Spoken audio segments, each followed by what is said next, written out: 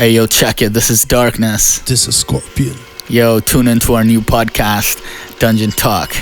Yo, we gonna be talking about some real shit, hip-hop, social issues, philosophy, psychology. You know what it is, man. We keep it real. Hey, yo, check it on.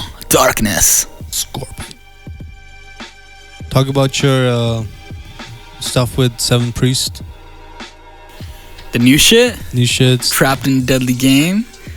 Graveyard Dwellers Volume 5. Stuff with Cascade. Cascade, yeah, and me and Cascade got some real shit coming up. Me and Seventh Priest got some real shit coming up. Me and the Real CEO got some real shit coming up. Oh yeah, you and Real CEO. Yeah, the Trapped in a Deadly Game, that shit is fucking brutal. That's like me and my brutal shit. That's like the brutal vibe, the fucking poetically Edgar Allan Poe, dark, mixed with grimy street shit vibe. You know what I mean? We got fucking like we got Cold Spirit on that shit. He killed that shit. We got fucking Soul Keeper. We got fucking Counterclockwise. Sonny Sparkles killing that shit. Yeah, we're all fucking massacring that stuff, man. That shit is on some like abstract, just brutal shit. The dark shit combined with also like esoteric type shit, and punchlines that are like based on what's happening in society, but it's what's happening in hip hop, but what's also happening within the darkness of the mind, right? And Seventh Priest, man, his production, just fucking amazing, bro. Just fucking amazing. The darkest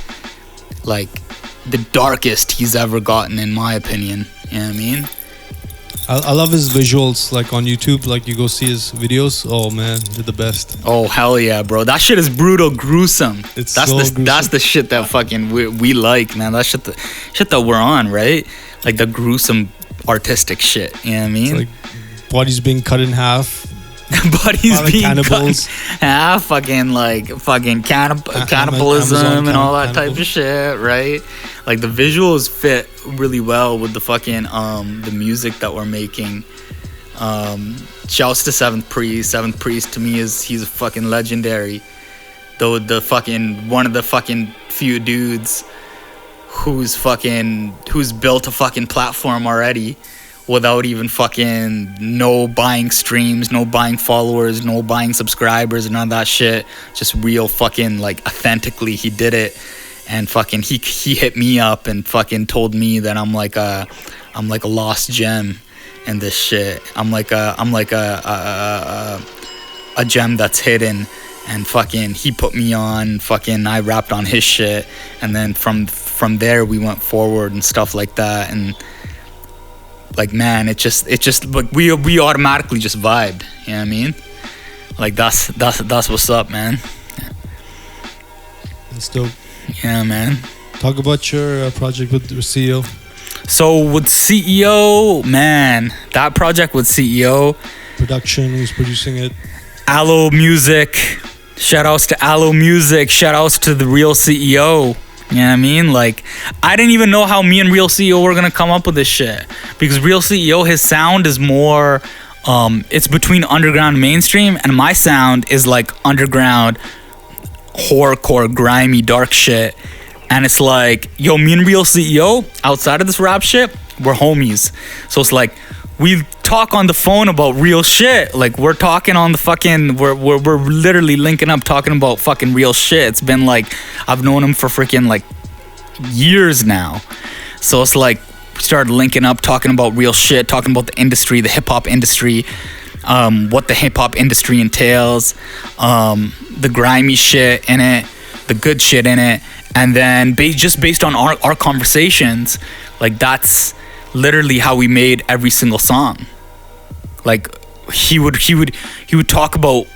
rap about what we're talking about, and then I would fucking follow up, or I would rap about what we're talking about, and then he would follow up, and we just fucking keep continuing that formula, and fucking it was just completely organic. And Aloe Beats, he just had the beats that fucking fit, because Aloe Beats, he has the beats like Aloe Music, he has the beats that fucking it's between underground and between mainstream. It's like kind of on that Jedi Mind Tricks vibe, but also on like a kind of Griselda-ish vibe, but also it has like that dark vibe to it, you know what I mean? So it's like fucking it just meshed with what we were creating perfectly, and organically we just continued from there, and it flowed perfectly, man. Nice. You know what I mean?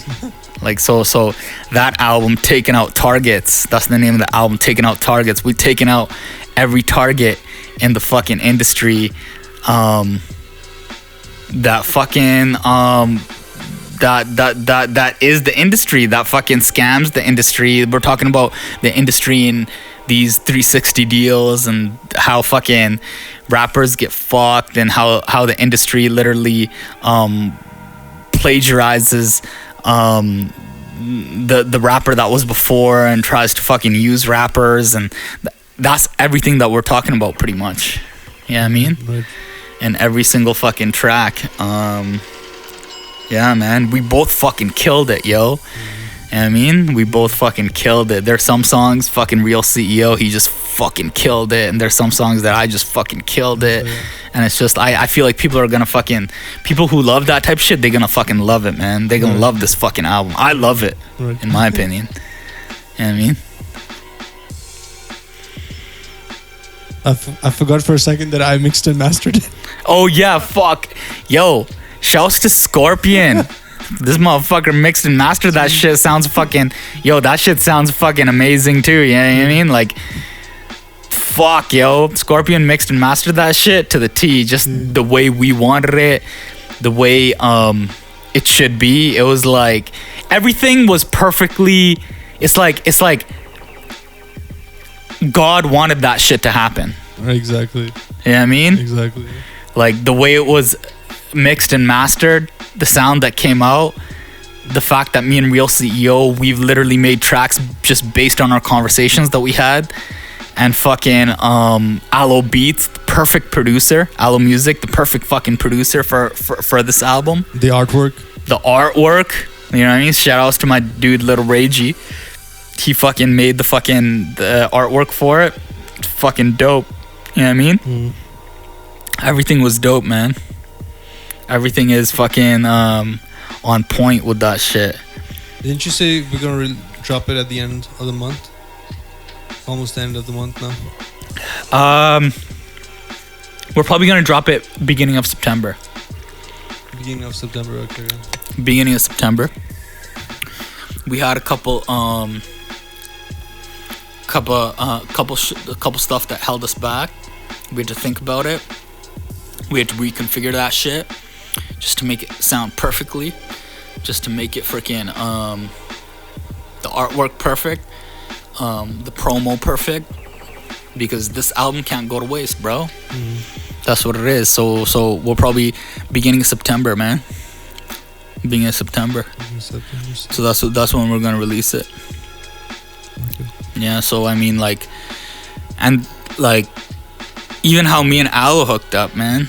Like Aloe hooked up with Real CEO, and then Aloe hooked up with Real CEO, and then Real CEO sent me Aloe's beats, and he's like, "Yo, let's do this." Was actually Real CEO's kind of idea. He's like, "Yo, let's do this shit," right? And then we made one song off of Aloe's beats, and then we're like, "Fuck, let's do another one. Let's do another one. Let's do another one." And it's just like. It was like just water flowing from a freaking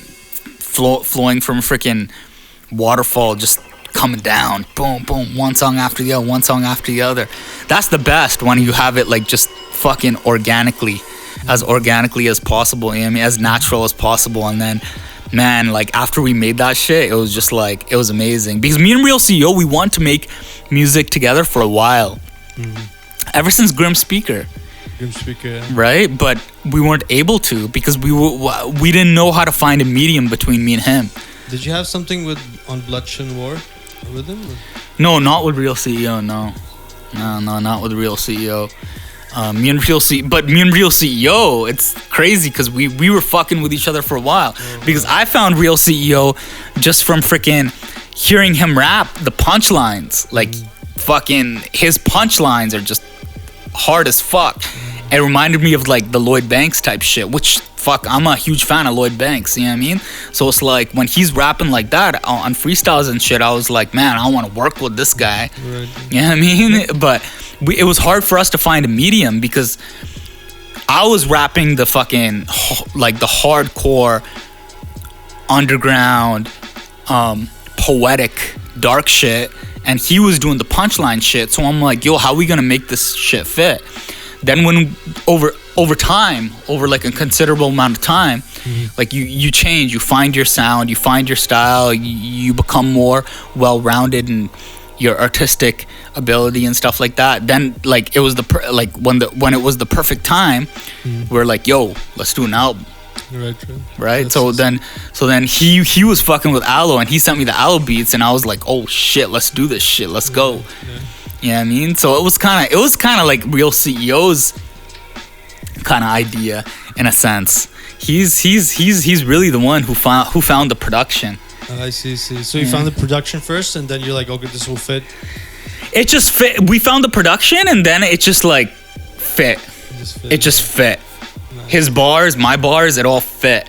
And like we found the production, we had our conversations, we rapped. Like there was no plan to this shit. We made one song. We're like, oh shit, man, this sounds fucking amazing. Because we sent it to you for mixing and mastering, right? And we're like, oh shit, this sounds amazing. And then we're like, okay, let's do a second, let's do a third, let's do a fourth, let's do a fifth, let's do a sixth, let's do a seventh, right? And then it's fucking bang. You know what I mean? You got an EP right there. Even I feel like the production kind of reminds me of like DJ Shay for some reason. Like, it does, yeah. Shay had like a very similar type of production style. His shit was like a blend of the underground, but also he incorporated not necessarily mainstream, but he incorporated the boom bap, right? So it was like it was similar, because even when Shay sent me his beats and stuff like that, that's what I felt off of his beats. As soon as he sent me them, I was like, okay, this is like a mix of both, kind of like having your feet in both, or having your hands in both pools of water. You know what I mean? So I mean, like that's like literally how I. So that it's the same thing with Aloe. You know what I mean? So, and Aloe, he's fucking dope, man. Like he always fucking supports us. He always supports me. He always supports like Real CEO. He always shouts us out. Fucking, he's a legit cat. You know what I mean? So shouts to Aloe Music. You know what I mean? Shouts to SkorpionMuzik for fucking mixing and mastering that shit to the T. You know what I mean? Fucking, that's what's up. Yeah. Dope. Yeah. Darkness. An ode to the bitch. An ode to the witch. Hey, yo, check it on. An ode to the witch. An ode to the bitch. This is an old tale, one that involves the squandering of the intellect, the squandering of gems. There once was a bitch, and ignorance was her prince. Vanity was her ship, and every time she rode, she made sure it was all in gold. Every time she rolled, she made sure she never shared a toke. She was selfish and cold, carried a mirror the size of an iPhone. They say looking in a mirror can make you lose your eye soul. I never believed it until this witch proved it. Cold bitch, she's old now, paying the price for her sin. She sold her soul how? Playing fire with the devil's kids. Her teens spent whoring, 20 spent gloating. Beauty was her thing, she was alright. Nothing too special, just a fling. But we live in a world filled with plenty dudes thirsting for a small